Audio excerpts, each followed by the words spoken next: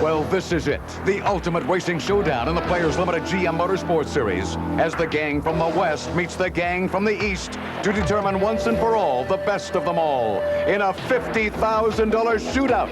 And here are the drivers who'll be saddling up today. There's been lots of comments flying east and west, and we'll see who gets to talk last, I guess. Richard Spinard and Ron Fellows and all the big guys from the East will be there. We're really looking forward to the challenge. I have the confidence. I think we're going to go in and surprise some people. It's definitely going to be a shootout, as it's called, and I don't know. I'm just going to go over there and do my best. The guys in the West, they're good, and if they're as good as they think that they are compared to us, then they should be able to learn the track relatively quickly and be very competitive the whole weekend. I think with a little bit more time, a little more experience, we can really show them what we got. It's going to be easy. I'm going to qualify well and charge for the $25,000. I think it would be the culmination of a dream, and I think that's really important to me. It seems that if you dream about something, sometimes you get very disappointed if it doesn't happen. You know, it's the best thing that's ever happened to Canadian motorsports. It's $25,000. I'd like to be the guy that took it home. You're going to see a bunch of hungry guys out there fighting for $25,000 for first place, and it's going to be interesting. Earlier in the week, the transporter, which carried the top 6 Western Series drivers' cars 4,930 kilometers from Vancouver, arrived at Terry Pontiac in Montreal for pre-race servicing before being brought to the track. And while all this was going on, the Western drivers were familiarizing themselves with a track the Eastern drivers know pretty well. Players Limited GM Motorsport officials did everything possible to ensure every driver had an equal shot at the big prize money. What a cast, what a script, what a day, as the duel in the sun is about to begin in the Players Limited GM Motorsport Series East-West Shootout from Le Circuit Mont Tremblant. Hello, everyone. I'm Jim Paulson, along with my colleague Paul Chater, to bring you what promises to be one of the most exciting days ever in Canadian motorsport, Paul. Jim, we've got the top 6 drivers from the Players Limited GM Motorsports Western Series facing off against the top 6 drivers from the East in a one-race shootout for $50,000. I tell you, with $25,000 going to the winner, that makes this the highest single purse event that I think has ever been awarded in Canadian motorsport. And you don't think these guys are pumped up here, Paul? They're ready. Well, I don't think I've seen this much excitement at Mont Tremblant since the heydays of this track when it was a stop on the Formula One Grand Prix Tour. It's a beautiful area, a perfect setting, but I think it's safe to say the drivers aren't concentrating too much on the scenery. Richard Spinard, and we ran at Montreal and at Toronto Molson Indy. I qualified faster than him at Toronto, and we were very close in the race, so I expect to have a really tight race. Frank Aller's got himself a real good time, and he's going to be a hard guy to catch, but I don't mind starting behind him, showing me the way for the first little while. It's going to be interesting to see which cars and which drivers can maintain the consistency for 20 laps that you need to, to win this race. This is a very, very demanding track. All these drivers that we're here against, all 12 of us, we're all professional race car drivers. We're here to do a job and make our sponsors proud. I think it's great. I think it's great for GM and players to put something like this on. It really gives us a chance to show us some of the drivers that we can drive the cars. They call me the Gray Fox, and I've won a lot of races coming from the back, and basically I like to watch people in front of me and pick them off bit by bit. I'm extremely happy about being here. It's a beautiful country here. People have been wonderful. The weather's terrific. The track's another story. You're not happy with the track? I think it's a great racetrack if you're more familiar with it and probably have your car set up a little bit better than I do. Qualifying is of particular importance in this shootout because unlike the other series races where the top 6 qualifiers are inverted, today the fastest man will be on the pole, and that could be a vital edge on this very rough track where tire and brake wear will be a problem. It's going to be a strategy race rather than just out-and-out speed. So we'll try to hopefully out-finesse a few guys to try and take all that cash, which Players and General Motors has generously put up for us to go and try and take home. Kenny in the first qualifier sort of put everybody in their place, and he was just flying. He's 0.4 of a second quicker than anybody, and we went, uh-oh, we got to go back to the drawing board, and we screwed my head on really tight for the second session, and I went for it, and we happened to just nip him. Since we don't invert the top 6 here, qualifying pole, I start at the front, and I think that's a comfortable place to start. the West guys are starting to come on, and I think once we're in the race and there's pressure on all of us, the advantage might go to the East guys simply because they've had the time and they know how the tires are going to go away, because this course is very tough on tires. Yeah, I think it's a nice way to finish the season, having the best from the West meeting the best from the East at Mont Tremblant, especially in a nice weekend like this. You can't ask for better. You know, it's an important race because there's a lot of money in stake. But we're going to approach it just like any other races. Obviously, whoever you pass here today, either in practice or qualifying, it's something or somebody good that you're passing, so it's different. I personally believe that just the level of competition is a little tougher here than it is in the West. So we run on different racetracks. We just get more experience in those guys, and I couldn't expect them to come out here and without some time be able to run with us. And nothing against their driving ability, but it's just experience. I don't think there'll be a whole lot of strategy amongst us. It looks like the East will have the inside for the start, which will be advantageous, definitely. Personally, I'm just concerned about having my car work properly to last the race. Kevin Deller's car didn't even last through qualifying as he lost it on a hot lap, and as this in-car footage shows, he flipped his Camaro, damaging it rather badly. Mind you, Kevin emerged unscathed, but for a while it looked like this would be an 11-car shootout. I don't know what happened, you know. Just one of those things. Just trying to go faster and faster, I guess, you know. Someone said there was no pressure. I guess there is a little bit. We talked about fixing it already, and it's pretty twisted. I don't know what I'm going to do with a $20,000 bent race car now, but, you know, we'll have a new car, I hope, you know, for tomorrow. And Series officials worked hard on Kevin's behalf to help arrange a rental so the Western driver could compete. In fact, for a while, chances looked slim. However, 24 hours of intense negotiation produced an agreement with the Sherwood Stereo team for use of their Pontiac Trans Am Firebird, driven by Richard Roy in Eastern Series competition, just an hour before race time. Yeah, we've been talking to every West or East car that's been around, and now we've finally come to consideration, I guess, with the people with Sherwood Stereo here. There's only about an hour before the race now, and guys are everyone's thrashing on the car. We got Vern's team on it, like Wade's team on it, and you know, it's great. Well, we still get a start in our starting position, our qualifying position second, so that's a big plus. So we'll be right up at the front still when they drop the green. So East Series driver Robin Buck has won the pole, and he'll have the option of starting on either the left or right side of the track. We'll return to Mont Tremblant and the Players Limited GM Motorsports Series shootout following these messages. Something a little different here as well. Well, Paul's off to the booth to provide the play-by-play for you. And as we gear up to race time, if you've ever wondered just how much the drivers themselves feel the pressure, we're going to give you the definitive answer today. We're having Dr. Jacques Dallaire and Dan Marisi place cardiac monitors on our Eastern and Western champions. Now, as we lead up to race time and at intervals during the race, we're going to let you know what their heart rate is. Should be interesting because Frank Allers is the prototypical Iceman, while Big Ron Fellows shows his emotions very easily. Today what we're doing here is a portion of our program that is dedicated to track-side research. And in fact, today we have two drivers monitored with a simple heart rate recording device during the actual qualification and race period. What we try to do is understand what is happening out here in the field, in the competitive environment, and link that information with a myriad of laboratory tests where we try to ferret out those important variables that contribute to effective racing and safety in racing. A lot of this research is actually geared not only towards improving the driver's performance, but also improving his health status. They can lose up to 3 pounds of fluid in a race. Their heartbeats can go up to 200 beats per minute, which is unbelievable. Your heart rate is and stored in memory. So at intervals during the race, we'll be checking the heart rate of both Frank Allers and Ron Fellows. And as we move even closer to green flag time, you can bet pulses are already beginning to race among all 12 drivers, and especially our front row competitors, Robin Buck and Frank Allers. Robin, did you choose the right side to start the shootout today? Yes, I did. You know, when you have so much money at stake, it's best to play it safe, and definitely the inside going into the first 3 corners is where you want to be. Does one man or do 11 that are beside and behind you bother you today? Well, you know, you have to be aware of them all because they're all very good. They all made it here because they were the 6th fastest in the East and 6th fastest in the West, so you can't take anyone for granted. Well, you try to do the best you can in any race, but when it gets down to the last lap, $25,000 might make a difference. Think it'll make the competition hotter if that's possible?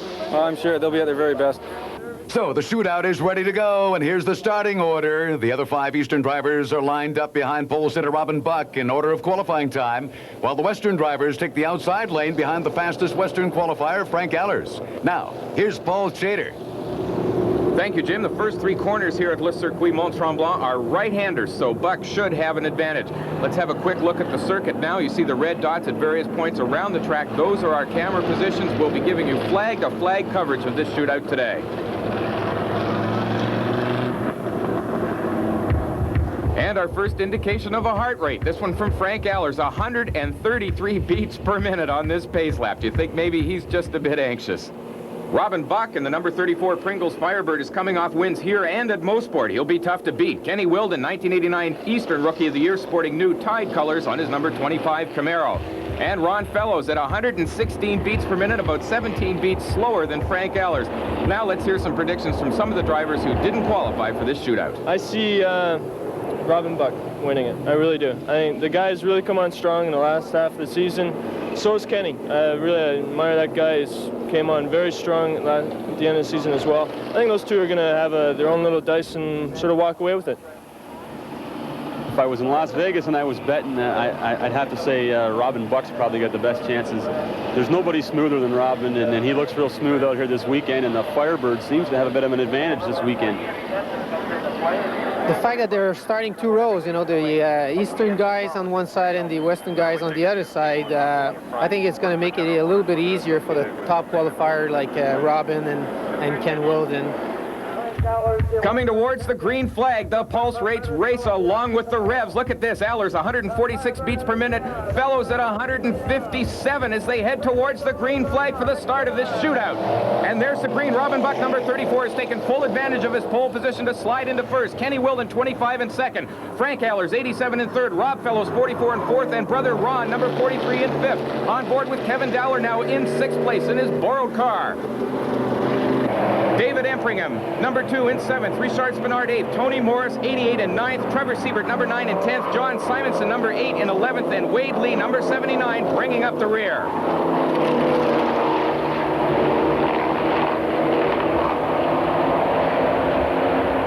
Buck and Wilden are opening up a slight gap on the field, but not much.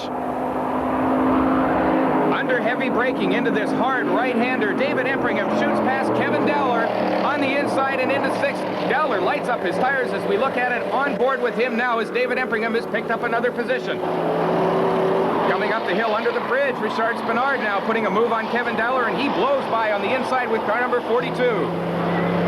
On board with Rob Fellows, number 44, trying to outbrake Frank Allers going into Namaro. He slips through on the inside. Rob Fellows ahead of Frank Allers, who's not about to let him get away. We're on board with Allers in car number 87 as he tries to reply, but he just can't muster the speed. And Buck and Wilden show the way across the start-finish line as the pit boards come out, but there's only one strategy here today, and that's the win. Inside with Kenny Wilden as he chases the leader, Robin Buck. Now on lap 2 of the $50,000 Players Limited GM Motorsports Shootout. Buck and Wilden continue to duel. Buck looks very fast today, and Wilden is showing why he held the previous qualifying record here at Mont Tremblant. Buck and Wilden swing through corner 4, then a gap to Rob Fellows, Frank Allers, Ron Fellows, Empringham, and Spinard. Then another gap to Dowler, Morris, Siebert, Simonson, and Lee. Coming right at us, the Procter & Gamble sponsored Firebird and Camaro of Buck and Wilden. There's Rob Fellows in 3rd, and now Ron Fellows is taking a run at Frank Allers. The East and West champions running side by side. Over the crest of the hill, our leader, Robin Buck, number 34, braking for the right-hander. Buck feels the heat from Wilden, and behind you can see Allers has held off Ron Fellows. Robin Buck boasts impressive statistics. He's one of the top money winners over 4 years in this series and is known as a very smooth driver, capable of reeling off very fast times in any conditions. While Kenny Wilden in 2nd place in his rookie season has been extremely successful. Now on board with Frank Allers. Look at the comparative heart rates here. Allers at 154, Fellows at 158. In the heat of the battle, they're only 4 beats per minute apart. And as the drivers complete lap 2, it's still Robin Buck and Kenny Wilden 1-2. And there, Richard Spinard moves alongside Frank Allers and holds the line through the left-hander onto the pit straight to take 6th place away from the Westerner. Now our race order is Buck, Wilden, and Rob Fellows. Ron Fellows moves up to 4th, David Empringham 5th, and Richard Spinard 6th. So with 6 Eastern drivers now on top, we'll be right back after these messages. Welcome back to Le Circuit Mont Tremblant and the Players Limited GM Motorsports Shootout. Number 34, Robin Buck, continues to lead as he has from lap 1, followed by 25, Kenny Wilden, Rob, and Ron Fellows. And here's Richard Spinard moving inside teammate David Empringham to take over 5th place. Spinard, a 2-time series champion, has a lot of ground to make up, though, if he is to take the lion's share of this $50,000 purse.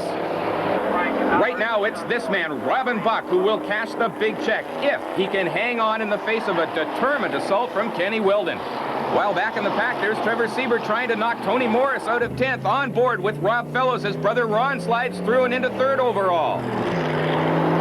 And Siebert keeps the heat on Morris, but the Gray Fox prevails here. The Siebert team reflects the disappointment of an 11th overall placing. John Simonson tractors through Namaro. The tall man from the west pushing hard, even in 12th. He's back on the asphalt, and okay. Over the hill and out front, it's still Buck and Wilden, but the Fellows brothers and Richard Spinard are keeping contact as well.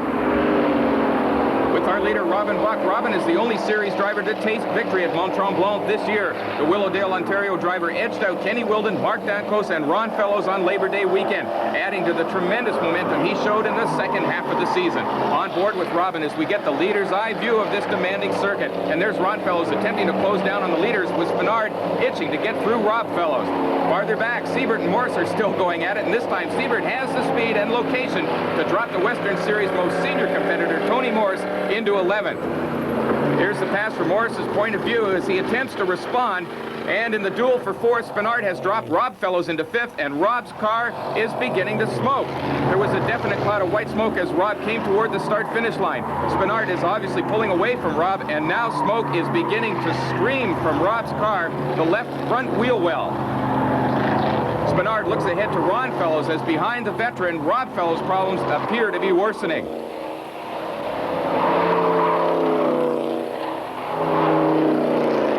On board with Rob Fellows, now currently 5th, but falling back, looking less likely to go the distance at every corner. It might be a brake problem.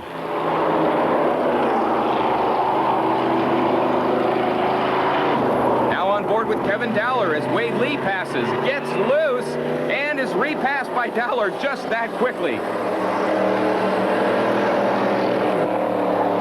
Canada's winningest driver, Richard Spinard, looks for more speed to overtake the top 3, while Wade Lee again sets his sights on Kevin Dowler. Under heavy braking, Wade Lee on the inside, but Kevin Dowler again closes the door to retain 8th. Some great battles out here behind the leaders. And as he rounds Namaro corner, Spinard looks to be gaining ground on Ron Fellows in 3rd. But Rob Fellows' troubles are taking a toll. He's slow out of Namaro corner, and yes, the younger Fellows brother, last season's Rookie of the Year, is heading into the pit lane. He had been as high as 3rd and was officially in 6th when he pitted. Here's Jim in the pits. A little drama here at the halfway point of the $50,000 shootout. Rob Fellows dives into pit row, and we still have out in front Robin Buck, Kenny Wilden, and I'll tell you, a real challenge from Ronnie Fellows. There's more to come. Let's go back to Paul. Thank you, Jim. A tough way to end the day for Rob Fellows. Is out on the track. Dowler, Lee, and Morris continue to dice. Every improved position here today is worth thousands of dollars.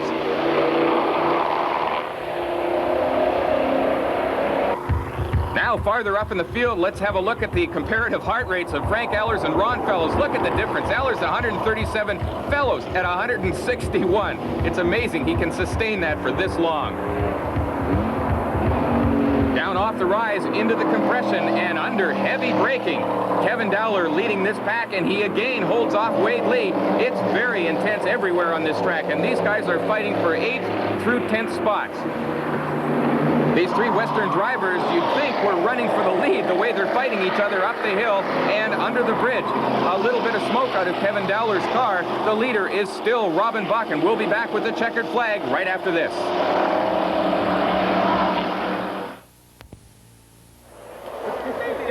Welcome back to Players Limited GM Motorsports Shootout Racing at Mont Tremblant. Rob Fellows has retired with brake problems, and with only a few laps remaining, the tension is rising rapidly. And still giving it his all, Wade Lee and Kevin Dowler arguing for 6th place.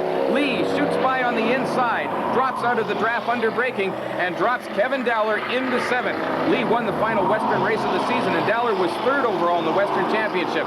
Two fine young drivers of the future, and Dowler has done well in an unfamiliar car. Trevor Siebert, number 9 in 9th, has not shown well today, but he too has a bright future, even though he's been off on the dirt a little bit. He gets the car back onto the road, heading into Namuro. A little motocross from Trevor Siebert. And it's hand-wringing, nail-biting time among Robin Buck's supporters, and the tension is almost as high in Kenny Wilden's pits. And there's a one-lap signal given to Robin Buck. He is now less than 4.2 kilometers from a check for $25,000. Through the opening corners of the final lap, Robin has put some speed on and opened up a gap between himself and Kenny Wilden in 2nd place. It's been a perfect drive for the man from Willowdale. Controlled aggression under the most demanding pressure, both psychological and from a mirror-filling Kenny Wilden.